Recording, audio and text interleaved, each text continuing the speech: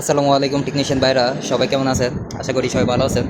তো দেখতে পাচ্ছেন এটি একটি ওয়াশিং মেশিন। তো আজকের ভিডিও এই ওয়াশিং মেশিনটা নিয়ে, এটার কী সমস্যা এবং এটা কীভাবে রিপেয়ার করব এবং কি বিস্তারিত এই ভিডিওর মধ্যে আলোচনা করব। তো দেখতে পাচ্ছেন এটি একটি জেনারেল সুপার ওয়াশিং মেশিন। তো মূলত এটা একটা চাইনা ওয়াশিং মেশিন।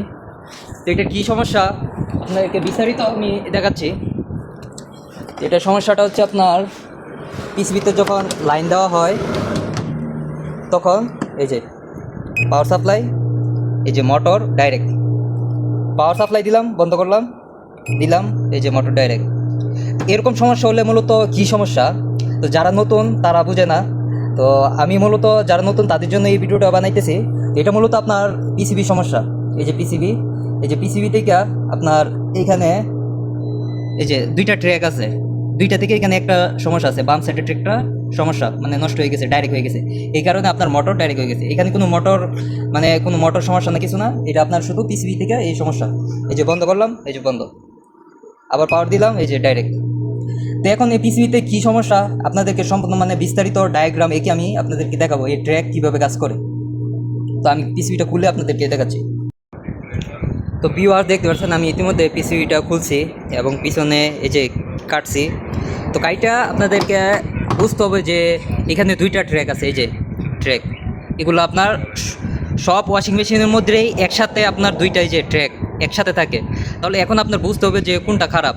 আপনার যদি এই যে পাখা যদি বাম দিকে ঘুরে তাহলে বাম পাশেটা খারাপ, আর ডান দিকে ঘুরে তাহলে ডান পাশেটা খারাপ।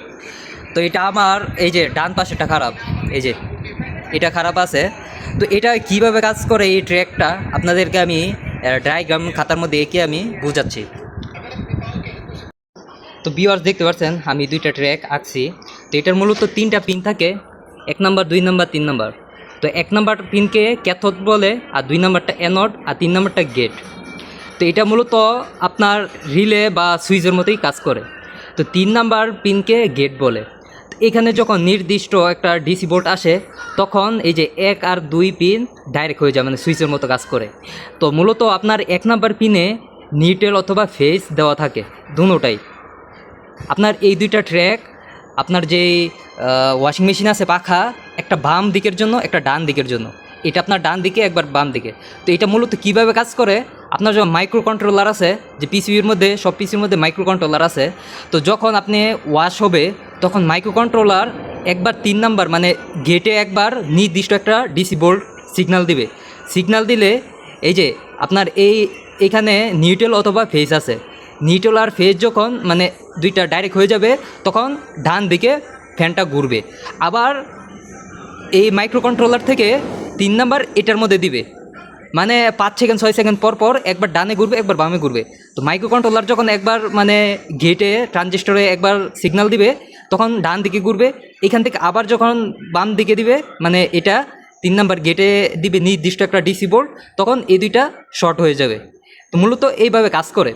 তো আর এই যে ওয়াশিং মেশিনটা দেখছেন, এটা মূলত কী হয়েছে, এই যে আপনার ডাইন দিকের যে ইয়াটা আছে ট্রানজিস্টরটা, এই দুইটা কি শর্ট হয়ে গেছে।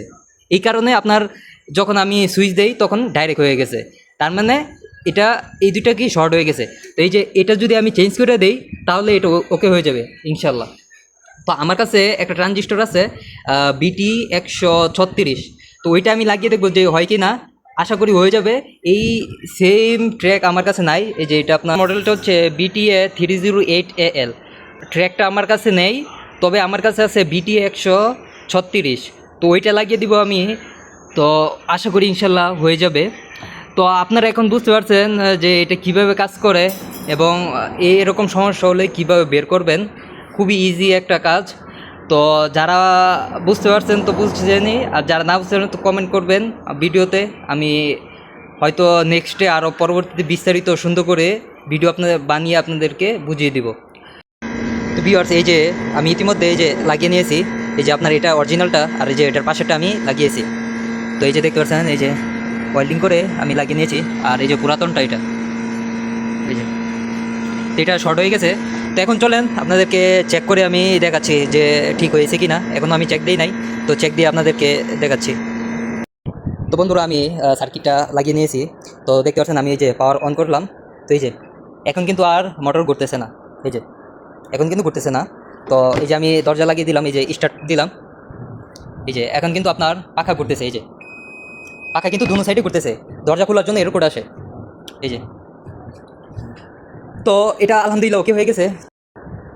তো বন্ধুরা আমি স্পিনে দিচ্ছি, তো দেখি স্পিনটা চলে কিনা। এই যে স্পিন,